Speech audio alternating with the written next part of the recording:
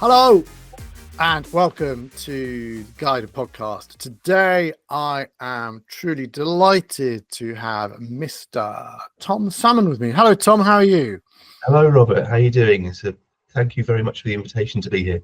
Oh, it's an absolute pleasure. Now Tom, for those of you who don't know, I'll let Tom do his introduction in a minute, but Tom, this is fascinating. Tom has created Agency by Agency, that's the right name? That's it, yeah. That's the right name. And they have decided to find the truth. There can only be one truth about the stats and the numbers within the agency sector. So let me just go over to you, Tom.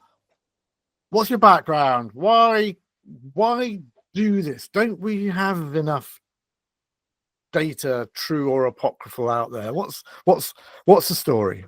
Yeah, thank you, Rob. So yeah, my name's Tom. I'm an ex-agency MD. So I was MD of an agency called Epiphany, who became part of a PLC called Jaywing, and I've been advising agencies for about 5 years after I left there. And throughout all of that time, I've been really frustrated by the lack of comprehensive data. I guess you'd call it comprehensive data about the sector.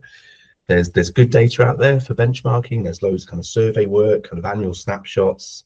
There's a lot of opinion in our sector. I think there's quite a lot of noise. Lots of people saying I'm going to interrupt straight away. I just love how people come to me with these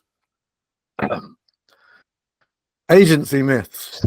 Isn't it true that all agencies need to be doing 72% utilization? Isn't it true that if you're a web agency, you should be doing 17.9? I was attached to a program, I can't even say who it was, and they had, if you're a web design agency, you should be earning this amount with this number of people doing this turnover.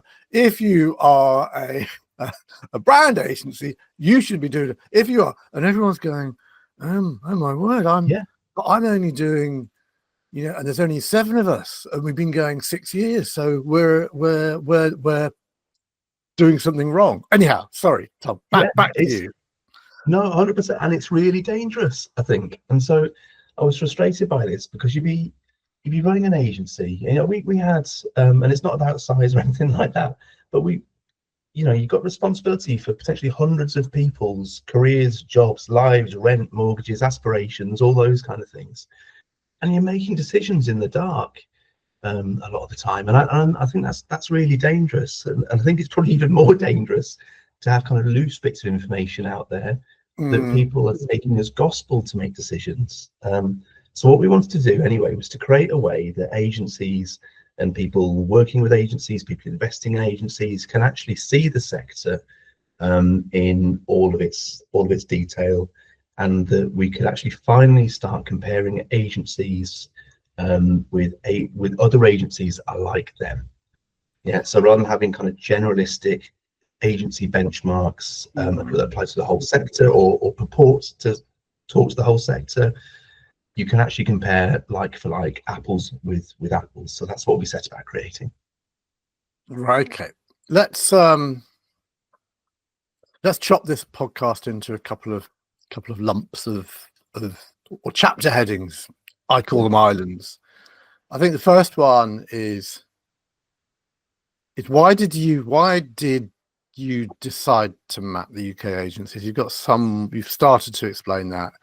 And more importantly, what did you learn? I think so. That's for me. That's the first island to visit.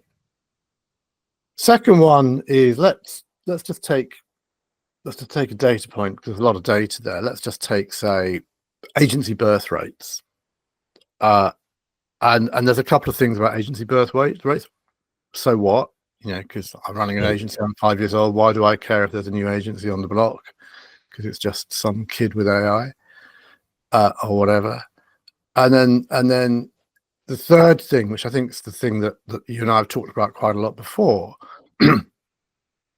is a kind of, but really, how can better data help agencies in the whole sector? Because as I say to you, in every conversation we have, having a gold-plated set of scales doesn't make the pig weigh anymore.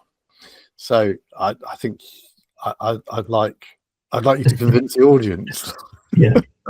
Yeah. After what you've done, fascinating though it may be, that it actually helps either individual agencies or the sector to do better. So let's go back to chapter one of the podcast. Why did you decide to map the agencies, and more importantly, what did you learn? Yeah. So I think the whole sector is underserved. I'll probably call it by data. There isn't a data point or a data provider providing data that speaks to loads of different agencies in the sector. So that means that decisions are often made in the dark, and these decisions are really, really important, affecting people's lives, livelihoods, emotions, careers, family lives, all those kind of things. So it was kind of built out of frustration, really, our own experiences running agencies. I think the most surprising views that we've had building it. So it's taken us the best part of 13 months to actually get to where we are today, building the data. There's some things that just totally blew our minds. So the lack of common definitions across the sector. I mean, there are none. Welcome to my life. Welcome to my life. We go into agencies and you go, hello.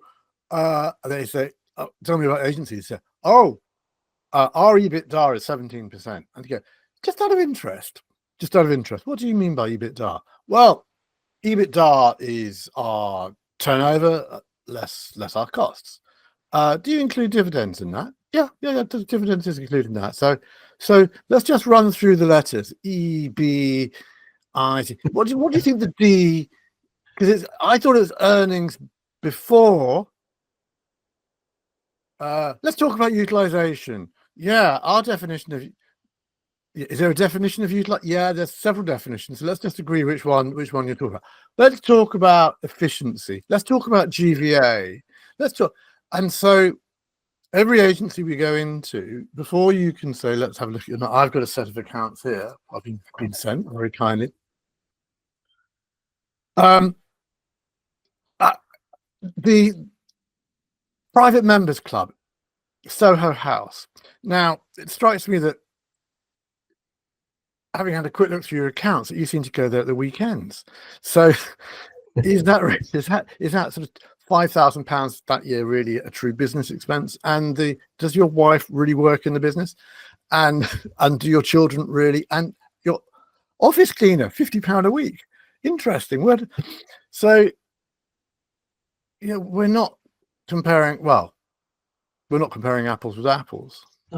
No, and that's at the agency level. I mean, you aggregate all of those issues up, and you've got it's really messy. It's really messy. So the lack of common definitions, lack of agreed terms, even things like we can say we say there was creative and advertising agency, and we all nod. Okay, I know what one of them is.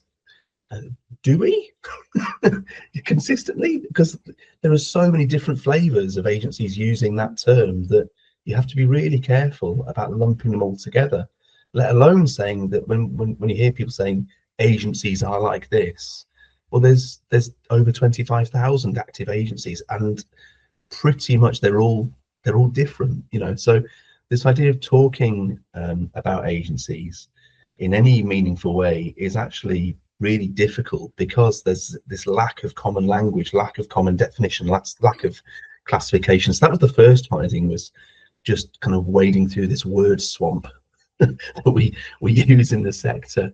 The fact that no one's ever done this before as well, that was kind of mind-blowing. That should have been a clue about how difficult it was going to be, maybe. But then actually into the data itself, the length of the long tail of agencies. So what I mean by that is the long tail of micro and nano agencies. So agencies with fewer than 10 people, or with actually fewer, 1 or 2 employees, usually the founders of that agency themselves. It's a really long tail, but it's really important, and it's longer in some parts of the sector than it is in others. So for example, there are more as a sum of all the copywriting agencies, there are more nano agencies than there are big copywriting agencies. Not necessarily surprising that example, but it kind of brings it to life. So the size of the long tail is definitely surprising. No, but I think that arithmetically people don't get the sheer drop off, and it is my arms as high as it can go, of 0 to 1 person to 9 to 10s to 19 to 20s to 49 to 50s. How I mean, it is true of UK independent businesses.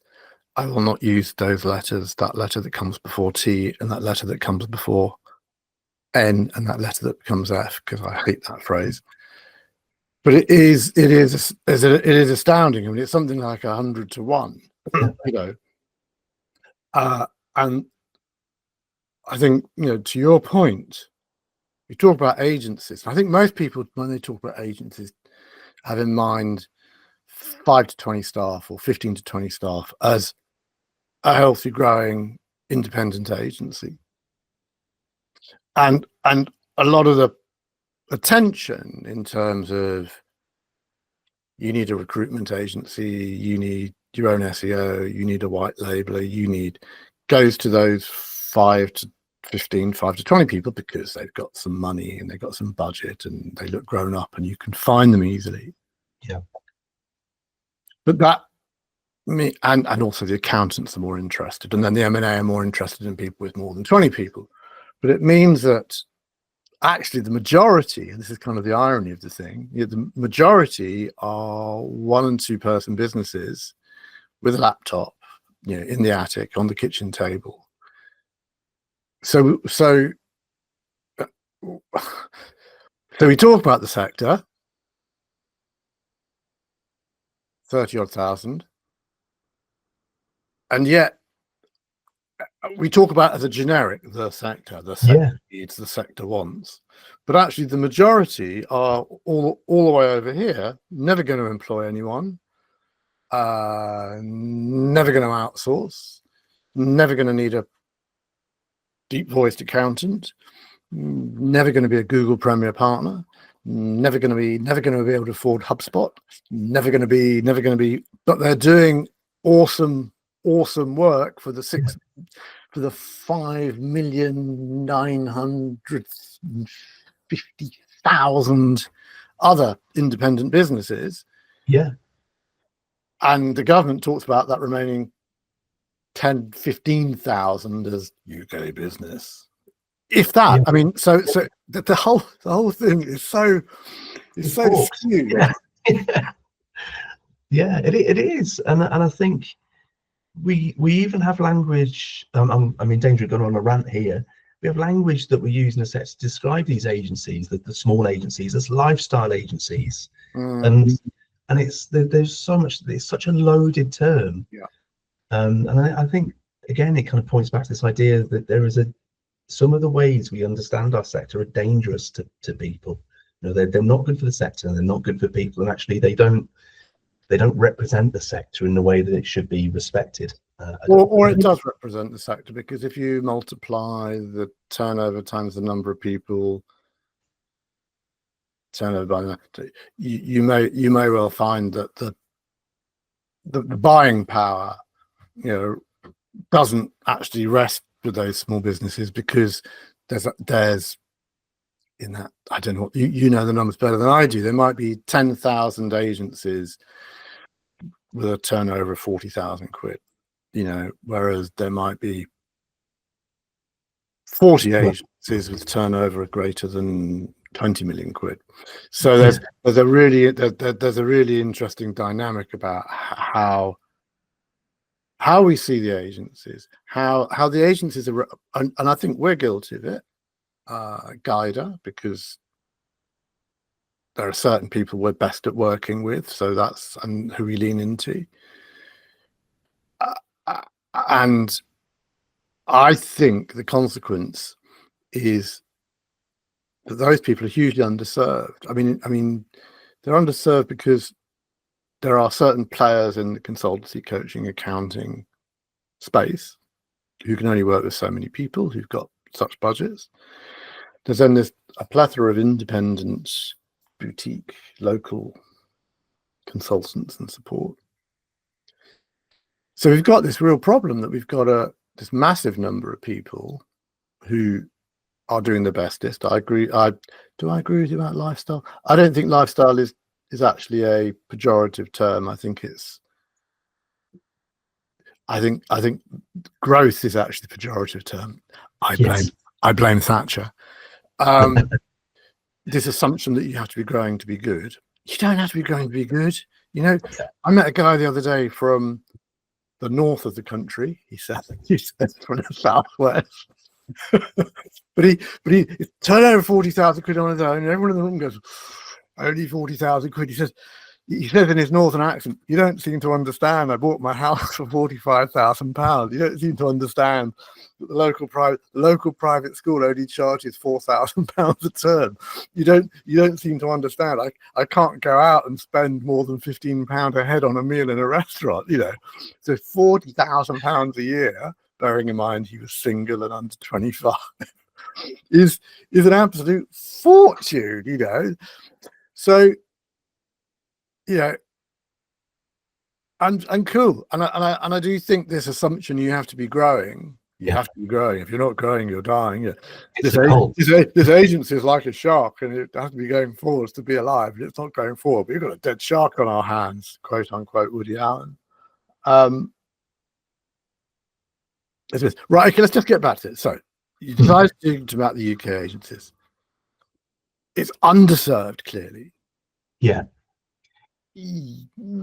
Decision making is kind of in the dark because you don't know what everyone else is really doing.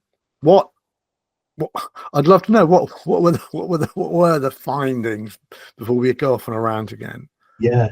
So the length of the long tail, really interesting. The impact of nano agencies and micro agencies on the sector, and the scale of that part of the industry, which is sometimes underrepresented in the press and isn't necessarily part of the day-to-day narrative about what we do as a sector.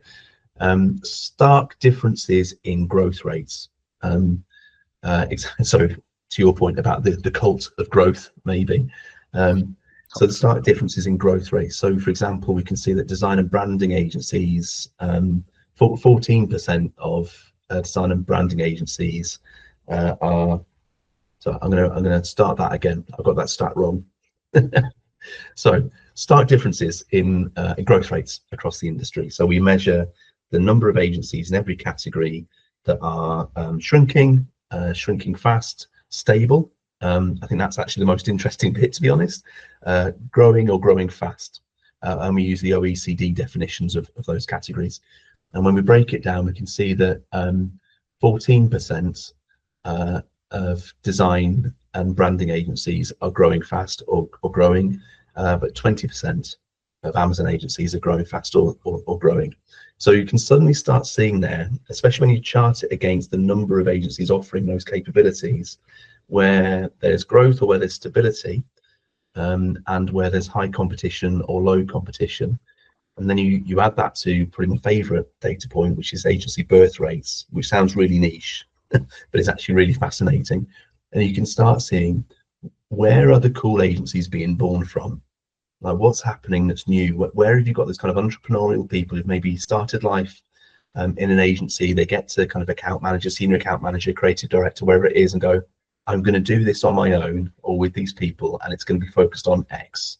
And I'm really interested in that kind of cohort of agencies.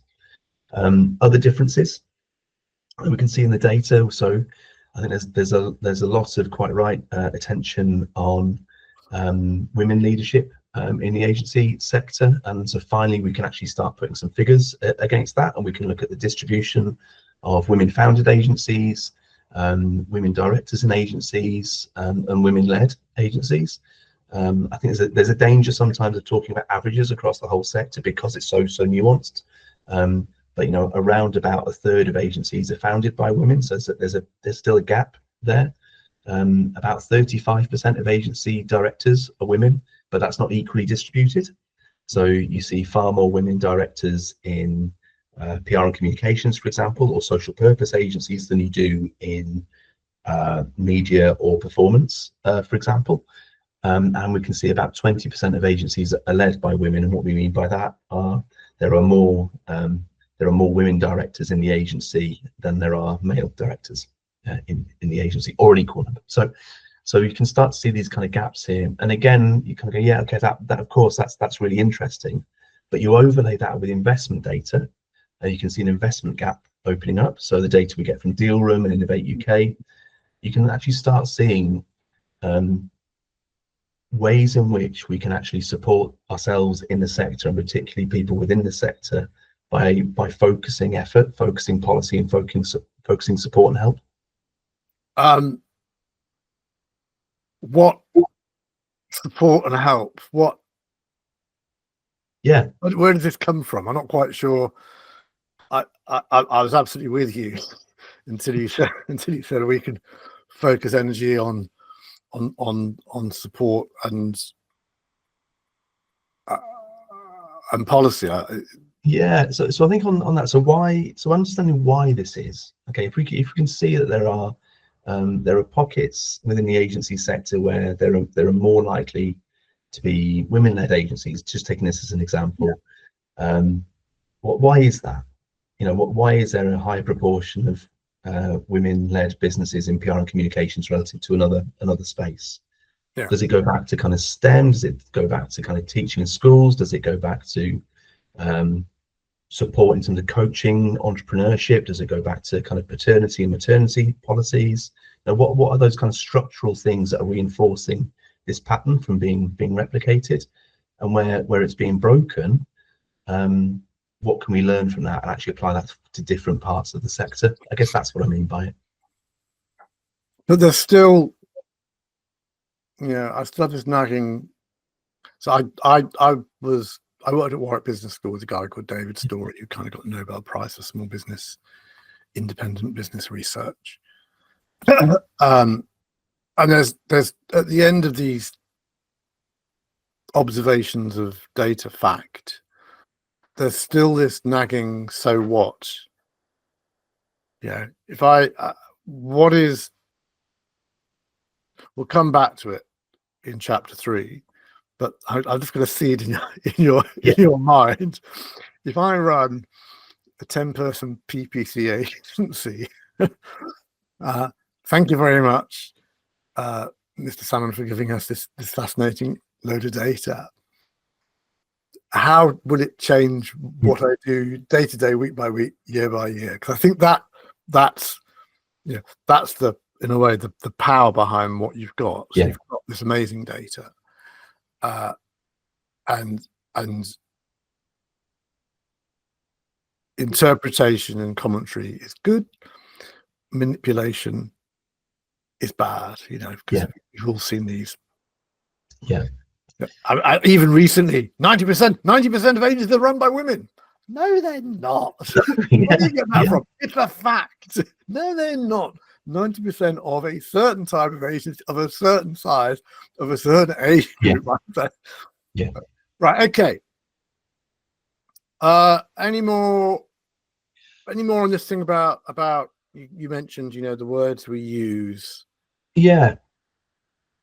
So the language we use in the sector, I think it is problematic. Not just because it was difficult for us to do what we've done with agency by agency, but I think there's something really interesting out there about. So we've got a really competitive space for agencies. Agencies are in high degrees of competition with one another, and when you're doing what we do, we've looked at, let's say of the 25,000, maybe 20,000 of the websites actually in detail, and you start to go a bit blind to it, and I think it's hard for a client buying an agency services sometimes to actually look at an agency website, look at an agency proposition, 100%. And say, you look the same as everybody else. 100%. Or the words you're using, they don't help the buyer actually make an informed decision and go back to their boardroom and say, I'm putting this agency on our pitch list. But I'm going to challenge you on that. So you made the allusion to the oversaturated agency space.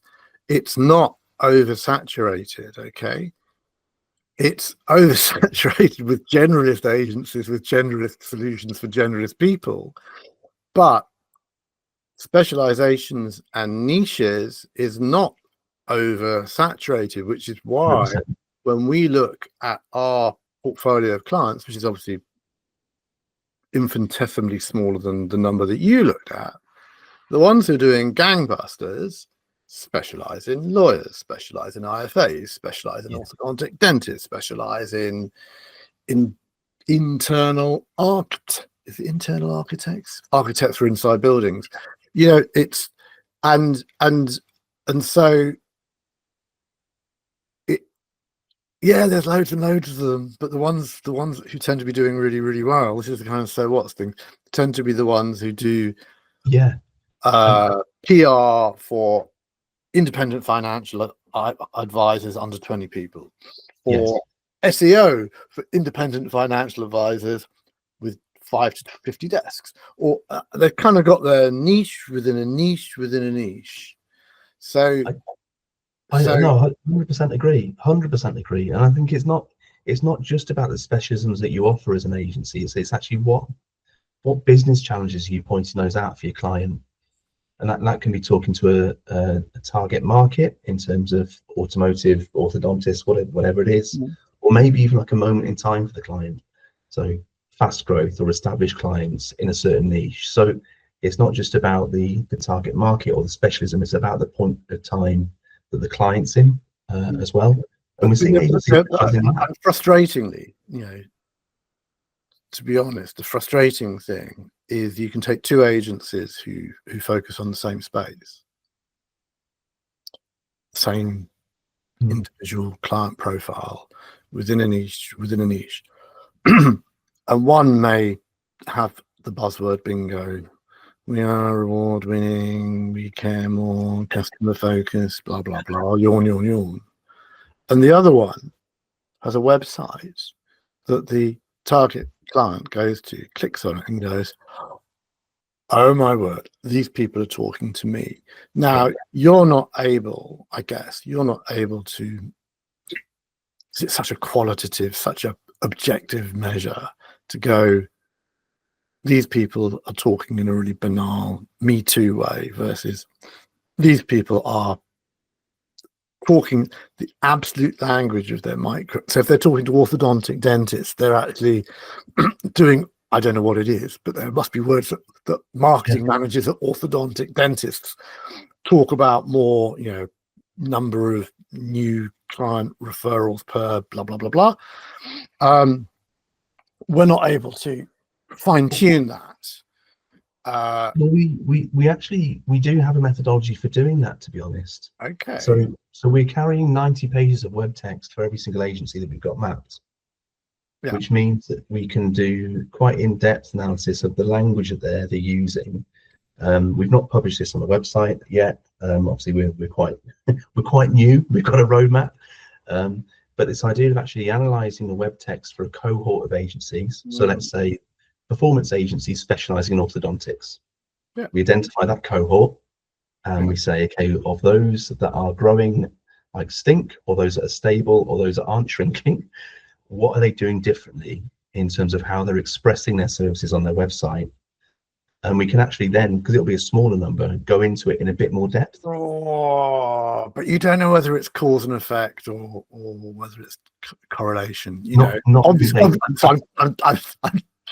However, if 10 times you see high growth businesses and they're doing X, Y, Z, you kind of think, yeah, X, Y, Z probably seems to be a good idea. But I do think we have to be really, so it's like this thing about really good branding and successful agencies. Is it really good branding that makes them successful and profitable? Yeah, and therefore they can invest in their branding. Or is it because they're super profitable because they rip their clients off that they're able to do really good branding? You know, so I think we have to be so careful as an industry when we say if you improve your branding, you'll improve your profitability. I 100% agree, and I think this is where you can't take just one data point and use that for all the analysis. So the example I just gave, which may be a bit glib, so keyword analysis would always be supported by any number of different data points that sits underneath it, in terms of, we could look at stability, for example.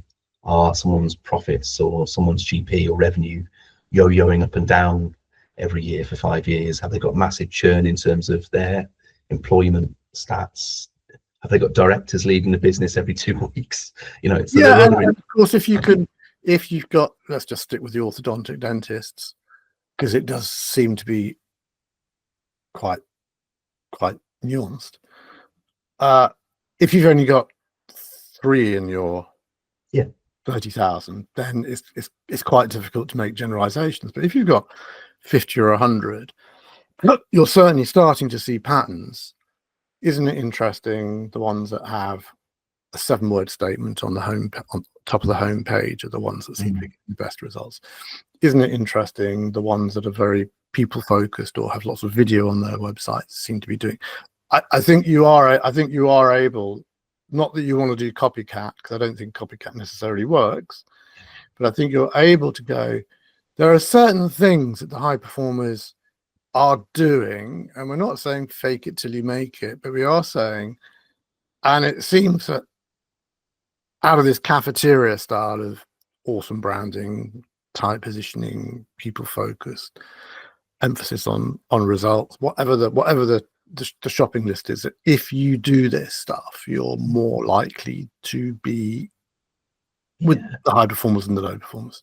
Or maybe it's actually, when you actually look at the data, you look at the poor performers and you go, we can see what the poor performers do, all this nonsense, digitally enabled, AI centered gobbledygook, and they don't have any numbers, and they don't have any case studies, and they don't have any video, and of all the failures, they've all got these common characteristics. So run them up. So I think that's kind of really interesting.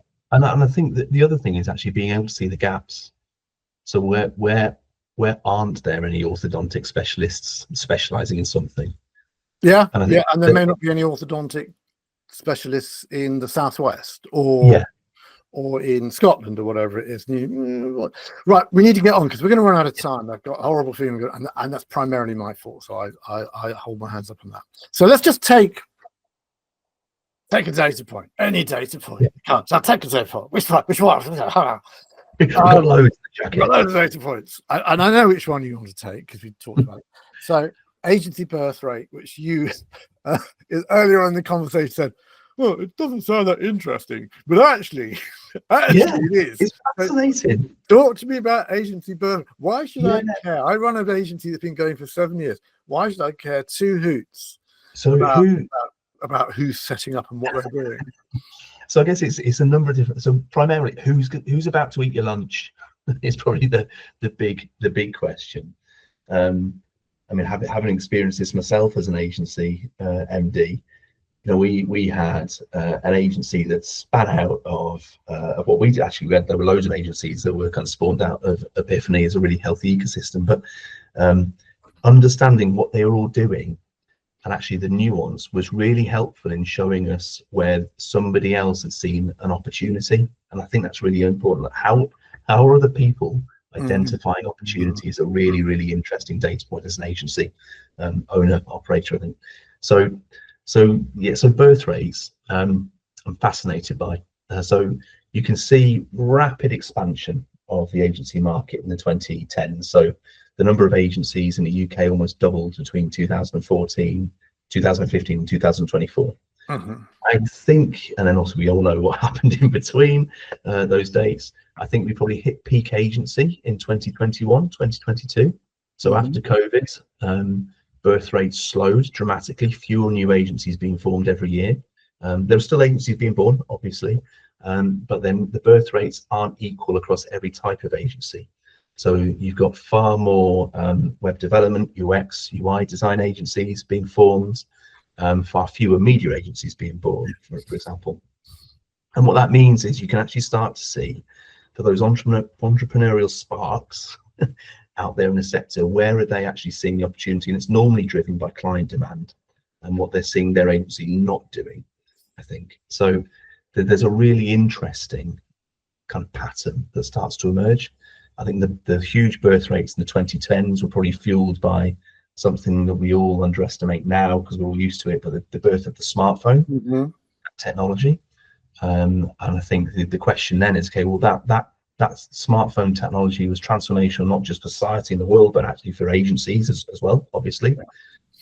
So what's next? Now, what's coming down the track? What are the new breed of agencies actually out there doing? How are they responding to new technology, using new tools? And everyone's talking about AI at the moment. I think that's very generalistic, some of the conversation around that, but the actual what you're pointing at, going back to our earlier point, is where it matters. And what we're seeing in terms of the really interesting agencies that seem to be capturing imagination, growing, doing some really interesting work, are those that are being formed at the intersection of previous categories. So they're kind of category busters in a way. I think that's what speaks to the point you made, Robert, about niching, if you like. So how can you combine I don't know, programmatic TV buying with really high quality creative and vertical video for social, for example? Pretty terrible example, but you get what I mean. So this idea of intersectionality, I think, is really interesting too, and you can see that in the birth rate data. Yeah, I think the interest. I mean, just going back to Professor David Story's stuff, he differentiated in birth rates because he did a ton. We used NatWest's birth rate stuff, and 10 years later we returned to it to figure out whether we could have predicted who was going to be successful. Okay, so you take whole of NatWest's 1 million startups, whatever the number is. You then guess which ones are going to be successful. You wait 10 years and then you open up the book again and see whether you got it right or not. And he divided out between entrepreneurs who looked for an opportunity and then created the means to deliver on that opportunity, and owner managed businesses. So I think what happens in our sector is I'm the video boy or video intern. I'm going to set up a video agency, and it may or may not work. I'm not quite sure what the analogy is, but I was always going to do video because that's what I was born to do. Versus oh, that's interesting. People keep. I'm on reception. People keep phoning up, asking for AI-enabled photography. I think that's what we ought to do. It could be a camera. Yeah. So yeah, and I think you're absolutely right that the hotspots are hot because there's customer demand, and I think you're absolutely right that nearly all the agencies, as they grow bigger, they become so conservative. They go from the new shiny thing, let's go for it, isn't it exciting, to like on that TV show where they go bank. It's like we're at bank. They just don't want to change anything. They want to keep what they've got. And so the young startups, the young guns, gives us an indication of who's going to eat our lunch next year. I love that idea. I really love that. Fascinating. Let's keep going because I worry we're going to run out of time. Yeah. So we're back to my original halfway through question, which is my so what question. So I think what you've done is awesome because I think I divide the world up between facts, opinions, and guesswork. I'd much rather make decisions based on facts. We need the data. The sector needs the data. There's as people who know me know, I've got a real thing about agencies are letting themselves down, and that we're nearer estate agents than nurses, and we need to up our game in terms of how we do stuff, how we're perceived, so on and so forth. So we've got this noisy sector. How can even more bloody data? How can your data help? Yeah. How can it make things better? Yeah. So I think there's a number of things in this which we're trying to help agency owners with. So first and most basic is benchmarking. So how is my agency doing relative to other agencies that are actually like us? So, you know, you'll have this when I'm speaking to a new agency, about 1 week in, they'll sit down and you get a really, really kind of emotionally driven question, which is, are we doing all right? Are we okay? And I think the benchmarking data we've got it just immediately helps with that. You know, so okay, we're a PR and communications agency of 10 people. Our average turnover is this. Our headcount, you know, we're here. All right. Okay, great. There are X hundred agencies that are in the same ballpark as us, and we're above here, we're down here, but actually we're kind of in the mix. We're doing all right. So just being able to see yourself in the sector, I think, is really important from a benchmarking point of view. And obviously, with 25,000 agencies, the sample is good. You know, it's a robust sample to be able to do that with. I think, like you say, I agree with it. It's really noisy. There are lots of experts out there who, well, there are experts and there are experts. You choose ways to put the inverted commas. There's lots of opinions. Also, there's. Let me talk about my specialization, which is the problem that everyone has, because I specialize in XYZ. And can I tell you that 98% of agencies that I see have a problem with XYZ, which is why you need to buy from me, because I have this hammer and I don't know what your problem is, but you need this hammer. Yeah, I've got one tool to fix all your problems. Buyfromme.com. Yeah, and so I think that means there's loads of opinion of what you should do. You know, buy this hammer to hammer in that nail and that'll fix everything. But there's less information out there about what you could do. So this idea about innovation and how I really love what you said there about closer to estate agents than nurses maybe, and how do we actually as an industry innovate and keep driving growth? You know, and I think we do have. I mean, economic growth in that as well. How do we actually get hold of things like the opportunities are out there? You know, I've been reading the new industrial strategy nerd alert, and actually there's some really interesting stuff going on in the UK economy. And actually we can see it actually in some of the data that we've got. We've just mapped social purpose agencies, and actually agencies that are seriously only focusing on social purpose and sustainability are growing faster than the average agencies, because they've recognized this as the direction of travel, right? They've recognized the gap. There's only a certain number of them. And I'm not talking about kind of B Corp agencies who are doing other things. You know, fair play to them, that's all cool. These are agencies that are just doing, they put the sign up, but that's not to discredit everything about B Corp. I don't think but it's good stuff. But these are agencies just focusing on challenges like net zero, health, sustainability, all kind of the UN sustainability challenges, and they are growing quicker than other types of agencies. And I think that's really interesting. So this idea of innovation and actually not just growing individual agencies, but actually agencies' responsibility and role, and actually celebrating the role that agencies play in the UK economic sphere, if you like, the contribution to the UK PLC that agencies make, I think is probably underplayed. Absolutely. Because unfortunately, it's like the put your 3 or 4 letters awards here celebrating the 3 or 4 letters, and there isn't, I don't feel there is a body or a movement that represents the people in the way that there are institutions in other industries. 100%. Yeah. And I guess if there's one thing we can do, which is actually representing the industry and actually helping the industry celebrate itself, but also focus on where it's making positive impacts, where there's space for innovation, helping agency owners see those opportunities and those kind of gaps in the market for themselves. I think that's kind of what we're trying to do. We've got this kind of mantra that this is a well borrowed phrase, we didn't invent it, but if you don't know where you are, how do you know where you're going? And I guess that's the picture we're trying to paint. And that sits on the shoulders of oh god, I'm really so boring.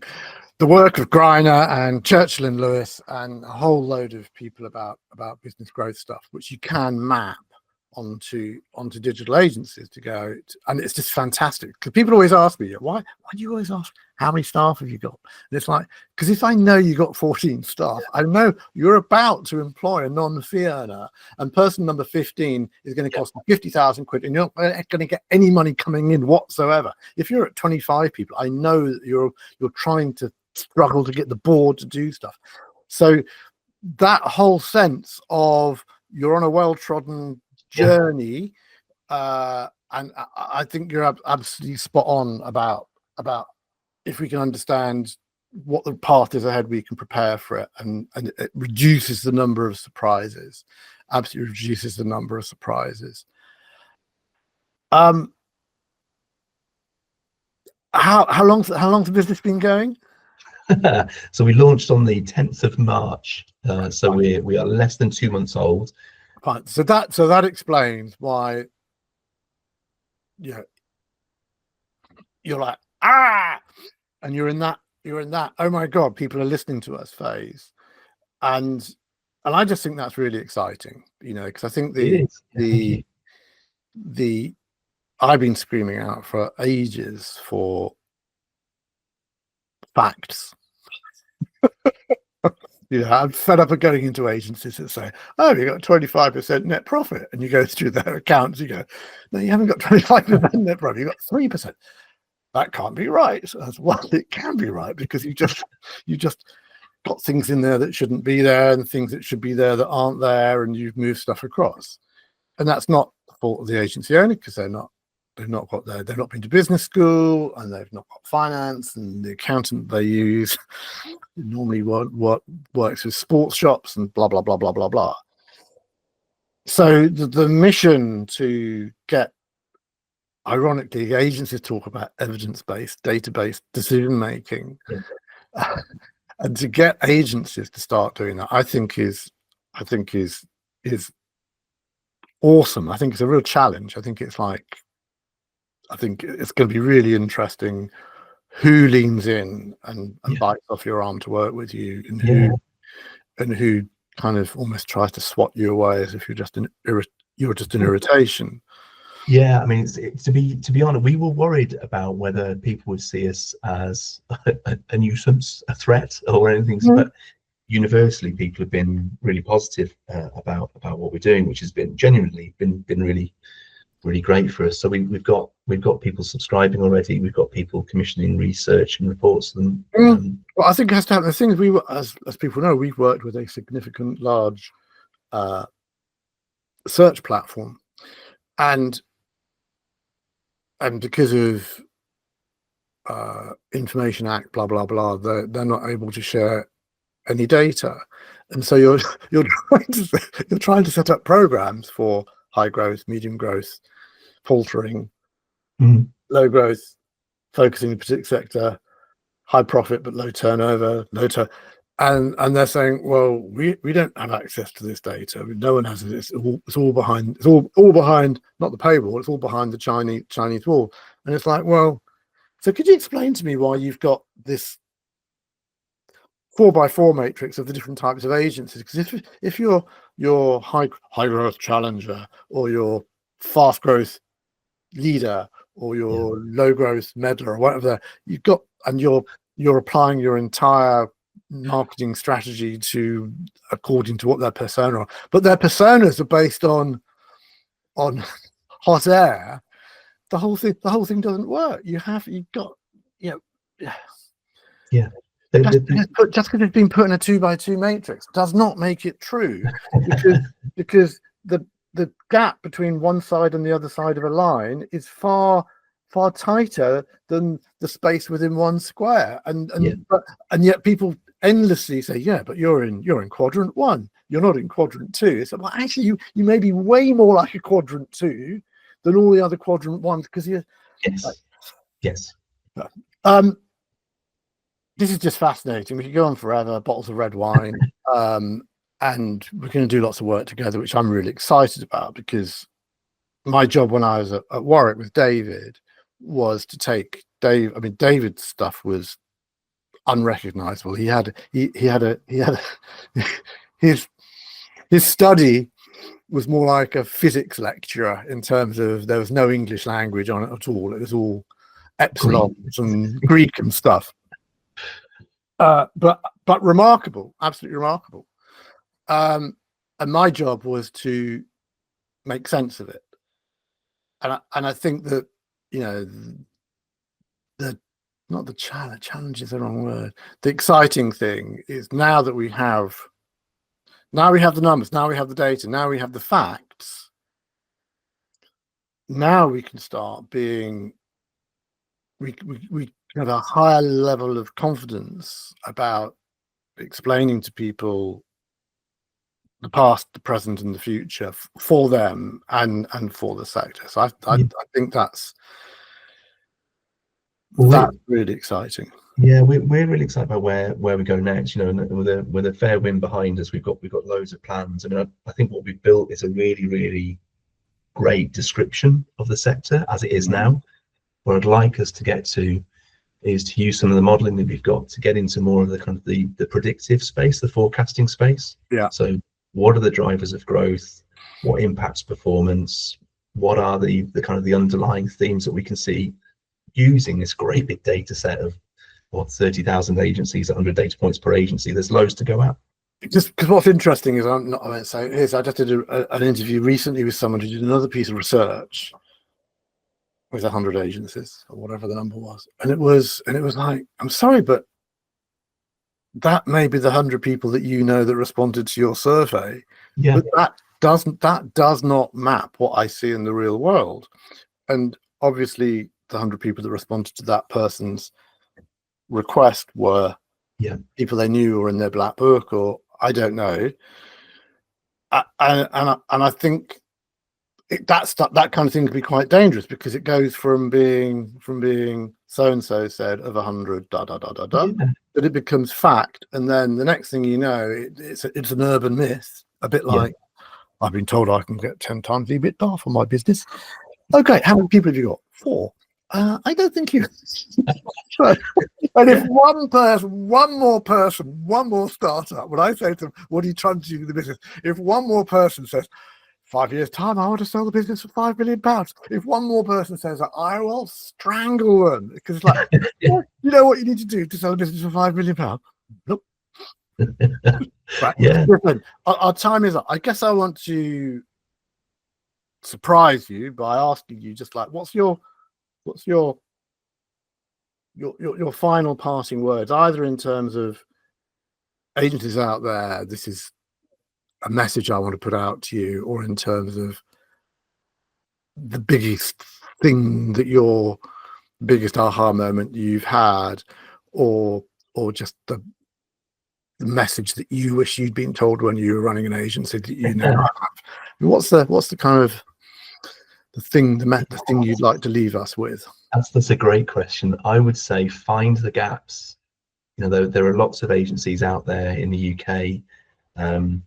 There are lots of agencies that are very, very undifferentiated. It's tempting and maybe largely true that the economic picture out there is bleak. However, there are opportunities, there are gaps, there are agencies exploiting those opportunities already. It's a case of really, really kind of honing down and figuring out what's the opportunity for your agency, and if we can help with that, then that's cool. Tom, it has been such a pleasure to talk to you. All the deets and all that are somewhere down there, or up there, or over there. Thank you so much. Thanks for giving us the time when you must be under so much pressure, new business, new ideas, new thoughts, and so on and so forth. But it's been a really great conversation, and my head's going pop, pop, pop. So thank you once again for being a really great guest. Thank you very much. Thanks, and really appreciate your support. Great, thanks. Bye-bye.